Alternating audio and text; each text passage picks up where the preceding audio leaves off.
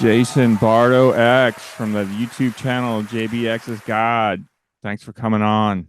Nah, man, I appreciate it. We've done a lot of things together. This is really cool. Yeah, you are my partner in YouTube crime. We run these YouTube streets together. And when I read this article on blabbermouth.net about um, Cannibal Corpse, their inner turmoil with Chris Barnes, their vocalist, and their decision to fire him, and at the peak of what seemed to be their career, coming off a big record, coming off of a cameo in Ace Ventura: Pet Detective, that got them a lot of press and notoriety, and then they're on MTV's Headbangers Ball a lot with the song "Staring Through the Eyes of the Dead." So it was a big deal to fire your guy, your lead singer. So I want to go into that story. I want to go on my thoughts, what I read about the article, what you know about it, and then I want us to listen to Chris Barnes' version of "Devoured" by Vermin, and then the album version with Corpsegrinder Fisher, and then we'll decide which one we like better. That sounds great. I love Cannibal Corpse. I actually have a personal history with death metal and this band in particular, Morbid Angel. So let's do this. That's why I knew you'd be perfect. When I was reading that article, I remember calling you that morning, and I was like, man, I was just reading this article. There's a YouTube video I want to do about it, and you're perfect for it. So here we are. So tell me about that history. Tell me about that death metal history that you have, and how you got into it and all that stuff. Well, back in them days, uh, so around the 90s, they decided to come to Florida because this is the was the death metal scene. I don't know how much it is now. I mean, but it probably still is. But death metal and all metal is going through its changes, right? And a lot of these bands were around here, and I was a young musician going out there, partying hard, just like all of us were doing back then. Well, at least me. But I I ran into those groups when I was young, probably from like 11 to like 16, pretty much hanging around as just like learning to play music, but really just hanging around a lot of death metal bands. Those kind of bands I hanged around with, Morbid Angel and groups like that. And I just remember all the parties and the party houses. Wow. Yeah, that's exactly why Cannibal Corpse moved from Buffalo, New York to Tampa Bay. I believe it was Tampa because that was the hotbed of this new scene called death metal. Like you mentioned, Morbid Angel, Monstrosity is a death metal band from the early '90s that George Corpsegrinder Fisher was in before Cannibal Corpse. And the reason why they're all going there was because of this producer, Scott Burns from Sound Studios. So he started recording those early death metal bands in Florida. And much like Sweden has the Gothenburg sound, that's sort of a melodic death metal sound. Like certain cities have our birthplaces in a way. And I do feel like maybe not birthplace, but Florida was definitely the death metal mecca and scene where it really, flourished and came about. In thrash you do have your East Coast thrash, West Coast thrash, but Florida death metal, there were so many bands back in the day. Yeah, there was a congruency of like scenes and people outsiders, and there was a culture back then, the metal culture, which in the time that I was hanging around, which is like 91, 92. First starting, I ever heard of Cannibal Corpse and saw them. Didn't know they were any kind of big band. Didn't really understand too much, Mhm. about music at that time. I was very young, but Yeah. but I just knew that there were guys who played band. They played music. They played instruments, and Hmm. they would have a party house that I would chill out, or go to a party, or get into a club if I can get into a club. So I mean, those the type of scene that was back then was a lot of outsiders, a lot of people feeling like they had no home, a lot of people feeling like they disconnect from society, and a lot of the lyrics are a disconnection from the society's norms, and this is a place where a lot of those people populated and they came together as kind of like a family. If Mhm. you want, it really is. I mean, it's a dysfunctional family, but it's a family nonetheless. So you really had that in Florida, in Tampa, Florida, at the time that they were doing death metal music, and that that was a real big thing in Tampa. There was an Mhm. interconnected web to all these bands, Mhm. hanged out with each other. I mean, so it was that type of scene. Mhm. It was really that way. I think that's important to understand the culture Yeah. that was in Florida, and Florida isn't the inventor of death metal. No. It is certainly the home of it. Mhm. And like you said, all these great bands came out of it, all this great craft and this work. Yeah, I mean, when you look at a period of time, it's like grunge and alternative music in Seattle. Florida had Obituary, Death, Cannibal Corpse, Morbid Angel. All what we look at Everybody, is, yeah, everybody yeah. came down. And Morrisound down there had a lot to do with other bands coming to record there, or like I said, that's why Cannibal Corpse moved there.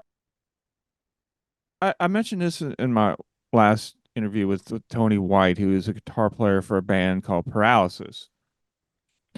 I think there's something that death metal fans that we have in common. It's just a feeling. It's like when we hear a certain frequency or certain style of music, mainly death metal, like you and I will have a reaction, a visceral reaction to it, a good reaction to it. It makes us feel good. We love it. And that's a very unique thing that you and I share because not many people like death metal, you know what I mean? But I mean, it is a worldwide, popular style of music. But like you and I know, like there's something about us internally that we share in our like for death metal, and it goes beyond just a taste of music, in my opinion. There's something that we share in our vibrations. Right. That death metal is a common denominator in a way or something. That's our it's all of our connections in metal. That is the real important part of metal, really, is that uh like I said, you want to say family. It is a Yeah. dysfunctional family, but there is this home where if you were an outsider, and a lot of us were maybe, uh or wanted to be part of the scene and saw people a part of it, Hmm. it was a real home for you. Yeah, and Tony said real. He used that term real, and it's true. And that's what I like about thrash metal and death metal. When I use the term real, it's like it was the antithesis of what was going on at the time with hair metal, Warrant. It was the opposite. It's like we're not teasing our hair, we're not wearing leather pants, we're wearing our pony high tops, our jeans, or and a t-shirt. It's so real. It's there's no frills. It's not just about getting laid. If you wanted to get laid, you didn't choose death metal. You know what I mean? I'm not that it couldn't happen, Well, right? look, we had our girls, okay? Let Yeah, me yeah, say, yeah, yeah.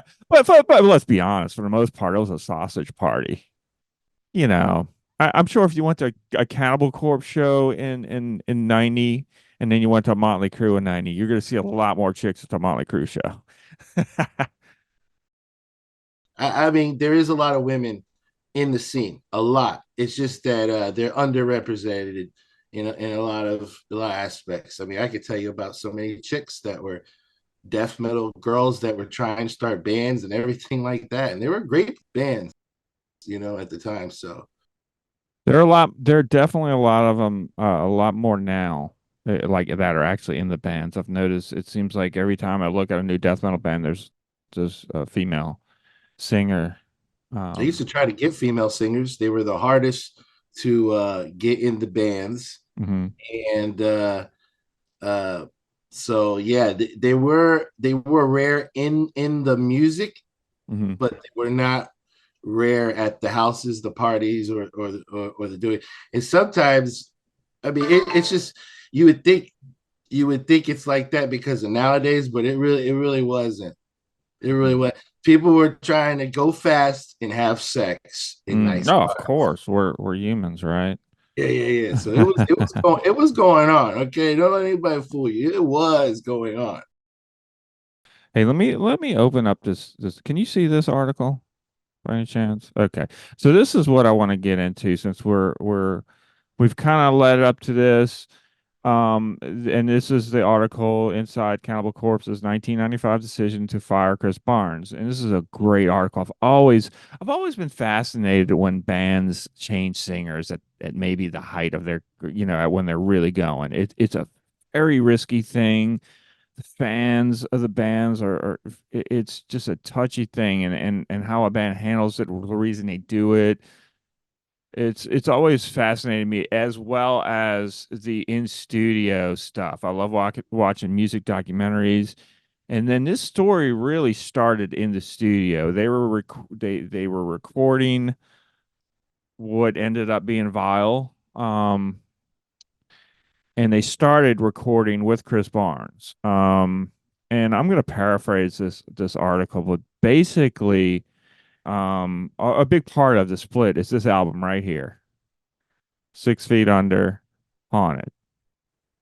So Chris Barnes, before they started recording Vile, after the Bleeding, which was a huge record for him, he did a side project called 6 Feet Under with Obituary's guitar player, Alan West.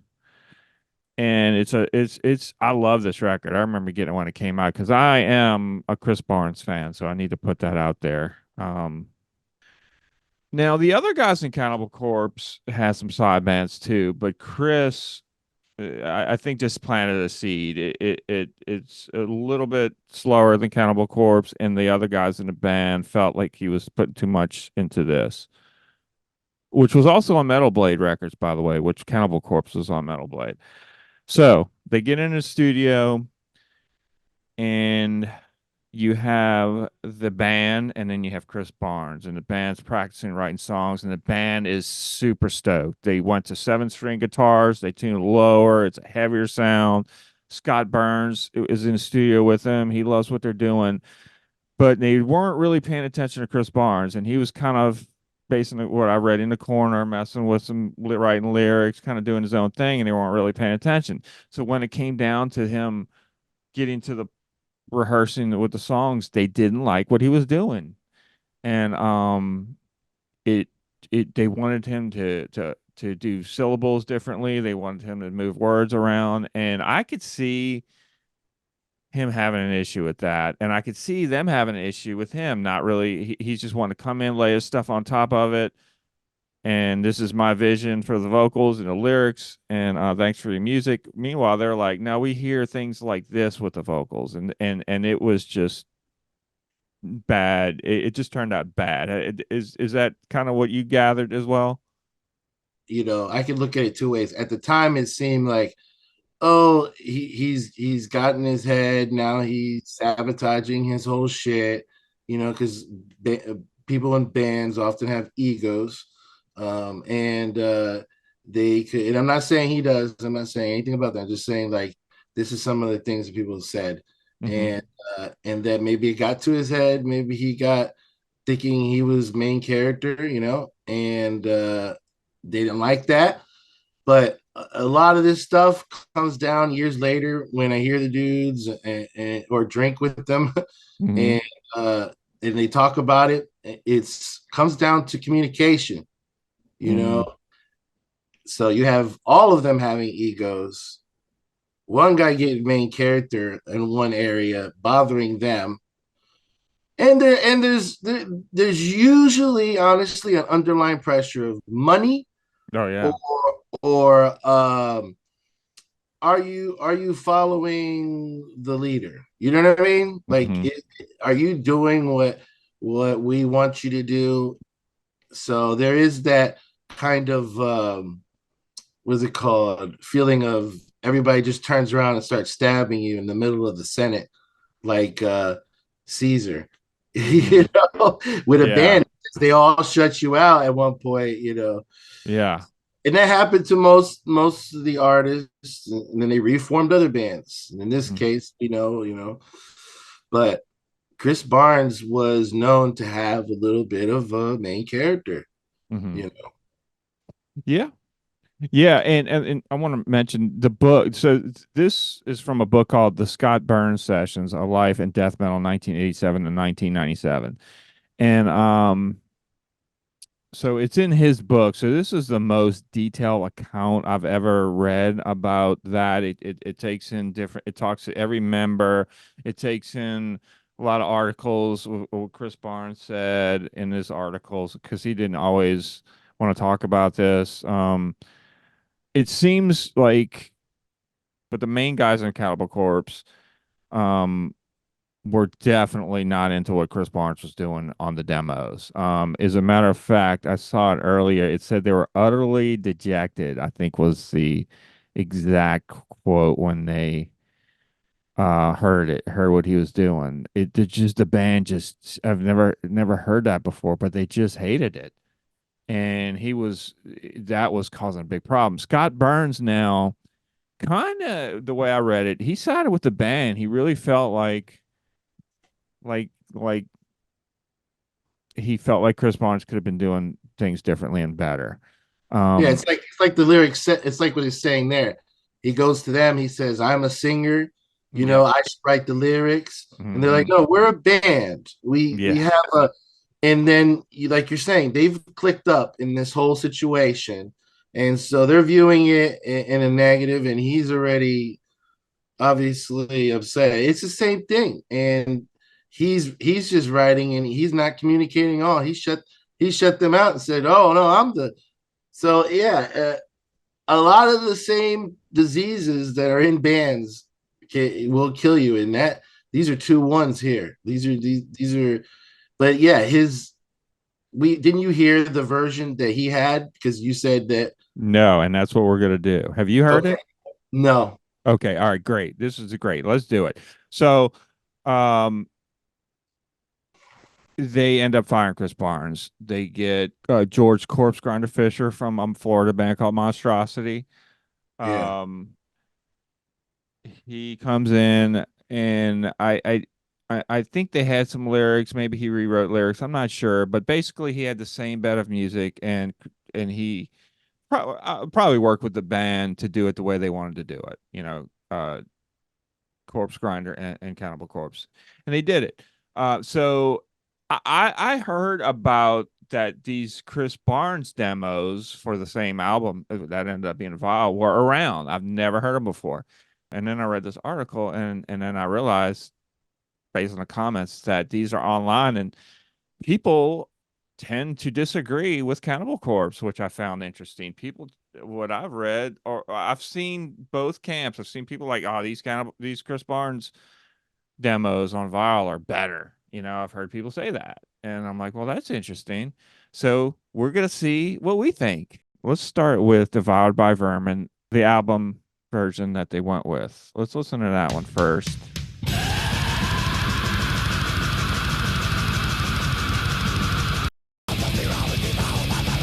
All right, let's uh let's listen. I can't wait to hear this. I've never heard this before. I've only read about it.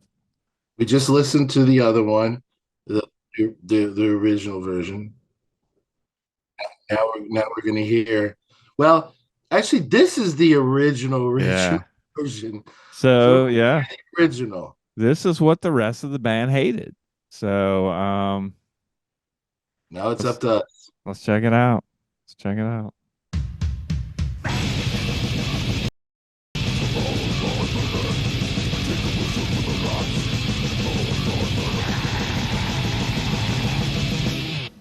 Wow. You want to go first? I could go first. All right. I'd say I get what they were saying. Really? Okay. Yeah, I get what they were saying. I can hear what they're saying. What and what is that? What were they saying? There's moments where it seems like he's lagging too far behind the beat, Mm, and there's moments where the lyrics and the music seem to be in two different universes. interesting. And then there's points where I go, okay, he's got something, but it's like that got something where they got to work it. Mm-hmm. Mm-hmm. So maybe he had something there. They did have to nail out. They had to craft into something. I mean, it it wasn't the worst it's ever been, not Mm-hmm. even close. You know, Mm-hmm. it's just that I came in with a little more listening in because I played music, you know, Yes. and I was just trying to listen and say maybe they were looking at it as musicians, you know, like you should be, Mm-hmm. and maybe they were focusing on something that was sound, you know, and obviously it does. I feel like it does have a totally different vibe. I mean, if you hear the first one, and this could be biased by ear, you know, Mm-hmm. but the first one sounds like the record should be. This one doesn't sound like the record should be. And all this, I think, comes down to maybe some kind of musical bias or something like that. But it is something I'm thinking of. So yeah, as that one record, I had to say, yeah, it didn't come off powerful. It didn't come off connected. I didn't get all the lyrics, so but I don't know. What do you think? What was yours? Man, there's so much to go into. Okay, yeah, when you were talking, I was like when it realized that I'm coming at it from a vocalist standpoint. And I was listening to the vocals. I wasn't really paying much attention to how the vocals fit the music and the patterns. I was listening to the pitches and things like that. But I know you personally, and I know you're a multi-musician, multi-instrumentalist. So um, I never listened to it from that perspective. So that's a great perspective. However, we are talking about singers too, so I got to keep that in mind. Now, I'll tell you what I thought. I thought it sounded like it was the perfect follow up to the bleeding. It sounded like something that would just naturally came out of the bleeding into this, where George Corpsegrinder Fisher's version didn't sound like that. It definitely changed the sound of the band, I think, but I do think it was more cohesive. Um, But Chris Barnes to me has more of his own sound, like that shriek that he does in the beginning. That is. I know a lot of people don't like that. I think that's awesome. I think that's hard to do. It's thick. I think I think it was man. I'm going with Chris Barnes, but I have a bias. I have a bias. And part of the bias is I have a Chris Barnes bias. Let me show you this picture of me with Chris Barnes, as a matter of fact. Let's see. There we go. You see it? Yep. Yeah, that was about 10 years ago.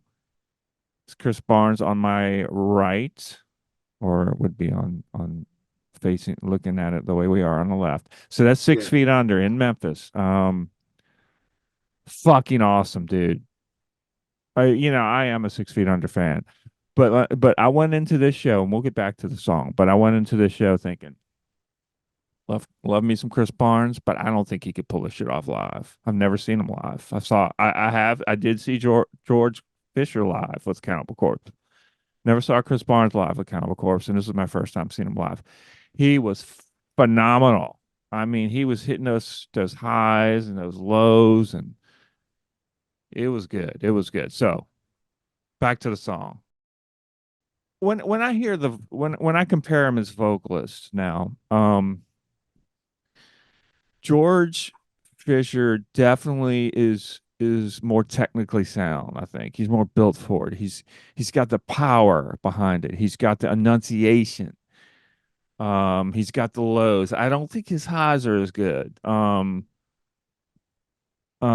but his speed, his pattern, where it's like comparing a shredder like in guitar, like comparing, Ace Frehley, who's kind of looser, to, I don't know, Vinnie Vincent or something. You know what I'm saying?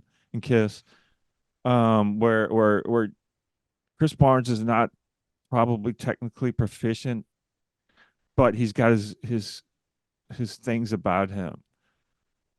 Right, And you know what I mean? His, right.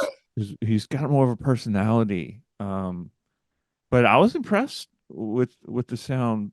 Um, I would probably be in the camp of liking the Barnes one better.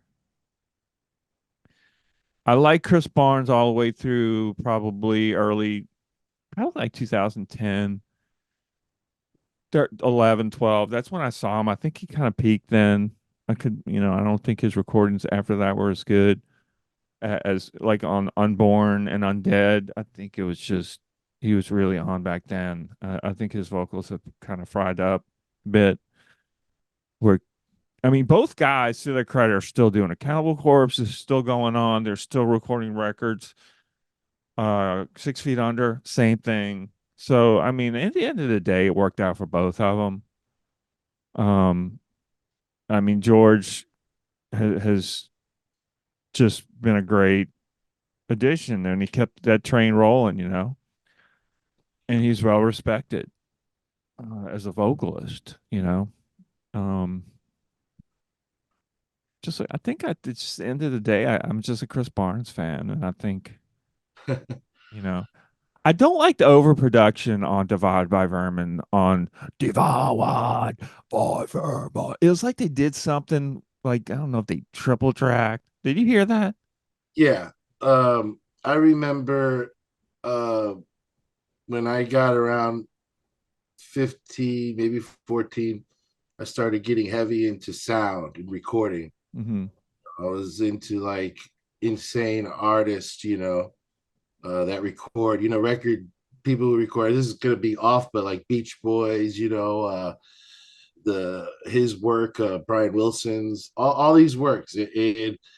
So I was started getting into sound a lot, and I got around a lot of the recording. So going back to the record we just heard from Chris Barnes, this is unprocessed. Yeah. Okay, it's really unfair Yeah. uh, in the first place, to be honest with you. But if we were to judge it, off what it is, I'd say, yeah, that's a demo. Uh, that there's a lot of work to be done on Chris's part. Yeah. One thing that struck me in that article is they didn't go into detail based on the excerpts that I read, but it said they were wanting him to try Chris Barnes, that is, they were wanting Chris Barnes to try different things. And I don't know if they meant different things like outside of his box or what he normally does, which is kind of difficult to do for either of them. I mean, death metal, like you said, it's kind of a niche, and it's very limited vocally on what you can do. It's going to be aggressive either way.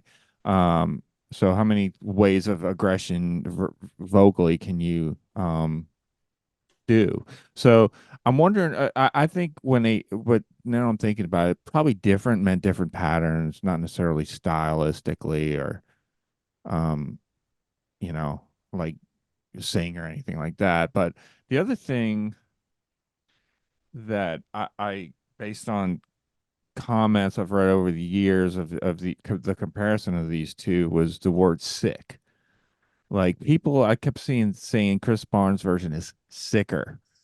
Um, it's saying he sounds like a serial killer. And I get that, I do get that too. I do. George Corpsegrinder Fisher is just more technically proficient. Like if you wanted a death metal vocalist, you would get him in the studio to cut your death metal album. You know what I mean? He's Oh that yeah, good. He's that yeah. good. Um, This is an art form. You can't just listen to death metal on a record. You really do have to go see it live Hmm. because those notes that these people are hitting are hard to do, and they're hitting them in a tone in which, if you turned off everything and you just listened to their voices, it Hmm. would fill your body. Your body could feel them. They're Hmm. hitting bass notes and tones that you could feel without any instrument there. And you Hmm. got to understand that that requires quite a bit to just to have a good sound voice is good, but also to project that Yeah. sound in this way, Yeah. it it is magical. There is a magical connection to that. Death metal has that no other music does. They don't get to these tones. I mean, jazz maybe, but even then, not like this. No, no, you're right. And I was listening for that when I was comparing both vocals, because yeah, it's a bellowing. I really thought the lows on Chris Barnes' parts were very good. I mean, they they were deep, they were low, they were guttural, they were bellowing. I think George is a better bellower maybe, but I don't know. If we're just comparing this moment in time, um, I mean, they're both good. They're both good. I was expecting worse. I don't know what I was expecting, honestly. I think they just had enough of them, honestly. I don't know if one's better than the other. I just think at the end of the day, they were Yeah, just sick of Chris Barnes, you know? that's what it sounds like being in a band, starting lots of bands, doing all the things that were surrounding it sound just like okay. There's a difference in energy, the difference in artistic view, I guess, and then I, it gets. I didn't I didn't feel a difference in energy. I think they I both it's a demo record, but yeah. it's like it's so difficult. We could get in on it and say, okay, there is a disjointedness between the vocal and the music surrounding it, Hmm.